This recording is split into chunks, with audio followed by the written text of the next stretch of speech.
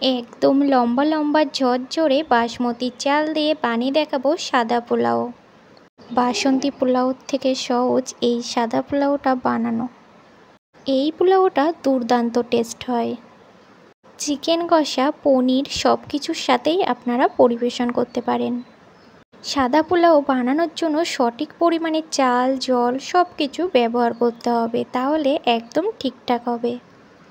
একবার যদি আপনারা এই সাদা পোলাও বানাতে শিখে যান তাহলে কিন্তু বারবার এই পোলাওটাই বানাতে চাইবেন।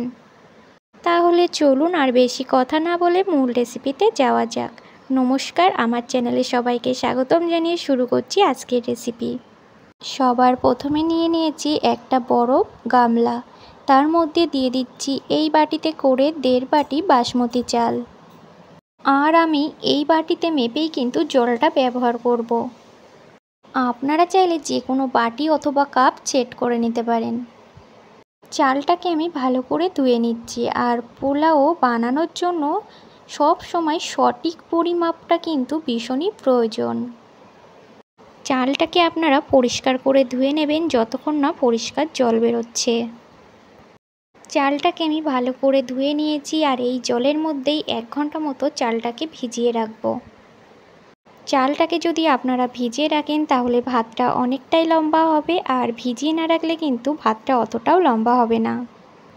চাল থেকে আমি জলটাকে ঝরিয়ে নিয়েছি আর চালটাকে এইভাবে বাটির মধ্যে মেলে দিচ্ছি, চালের মধ্যে যে এক্সট্রা জল আছে সেটা যাতে শুকিয়ে যায়। এবার একটা কড়াইয়ের মধ্যে দিয়ে দিচ্ছি 1 চামচ মতো সাদা তেল। তার সাথে দিয়ে দিচ্ছি 1 টেবিল চামচ মতো ঘি। আমি সাদা তেল আর ঘি দুটোই ব্যবহার করছি। এবার ঘিটাকে ভালো করে তেলের সাথে মিশিয়ে নেব। রান্নাটা কিন্তু শুধু সাদা তেলে করা যাবে না, ঘিটা অবশ্যই দিতে হবে। ঘিটা ভালোভাবে মেল্ট হয়ে গেছে। এবার এর মধ্যে দিয়ে দেব কাজু বাদাম আর কিশমিশ। কাজু আর কিশমিশটাকে খুব ভালো করে ভেজে নিতে হবে। কাজু কিশমিশ এখানে আমাদের ভাজা হয়ে গেছে। এবার আমরা তেল থেকে উঠিয়ে নেব।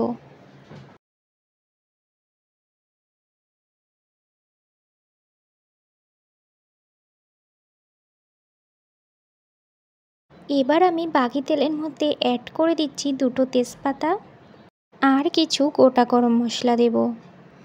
যেমন নিয়েছি 2টো দারচিনি, 3টে লবঙ্গ আর 3-4টে এলাচ। এবার এগুলোকে তেলের মধ্যে দিয়ে একটু নাড়াচাড়া করে ভেজে নেব যাতে সুন্দর একটা ফ্লেভার বেরোয়। যখন ফোড়নের সুন্দর ফ্লেভারটা ঘিয়ের সাথে অ্যাড হয়ে যাবে তখন এর মধ্যে দিয়ে দিতে হবে কিছুটা পরিমাণ আদা কুচি। আমি এখানে আদাটাকে কুচি কুচি করে কেটে নিয়েছি, আর আপনারা চাইলে আদাটাকে থেতো করেও দিতে পারেন।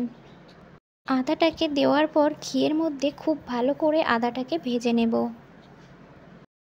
আদাটাকে ভেজে নেওয়ার পর এর মধ্যে দিয়ে দিলাম চালগুলো।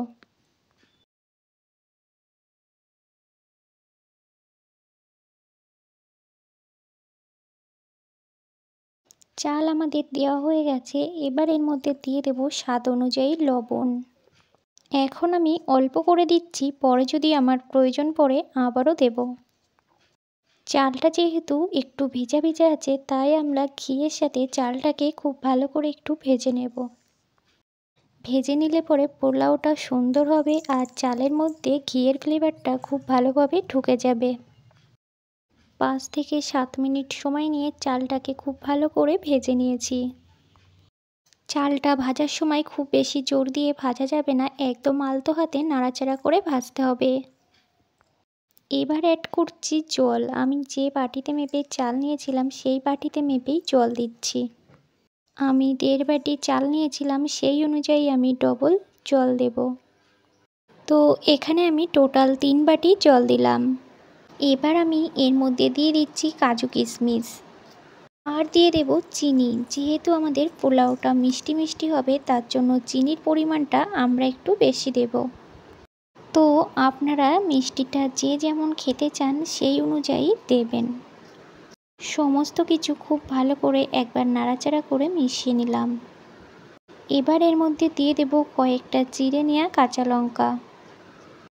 লঙ্কা দিলে পরে পোলাওর ফ্লেভারটা কিন্তু খুব সুন্দর আসে। যখন আমাদের এটা ফুটতে শুরু করবে তখন আমরা এটাকে ঢাকা লাগিয়ে 10 মিনিটের জন্য রান্না করে নেব। 10 মিনিট পর আমি ঢাকনাটা সরিয়ে নিচ্ছি। এখানে কিন্তু আমাদের জলের পরিমাণটা একদম পারফেক্ট হচ্ছে দেওয়া। আপনারা দেখে বুঝতেই পারছেন জলগুলো কত সুন্দরভাবে টেনে নিয়েছে। এবার আমি ঢাকা লাগিয়ে 5 মিনিটের জন্য রেখে দেব।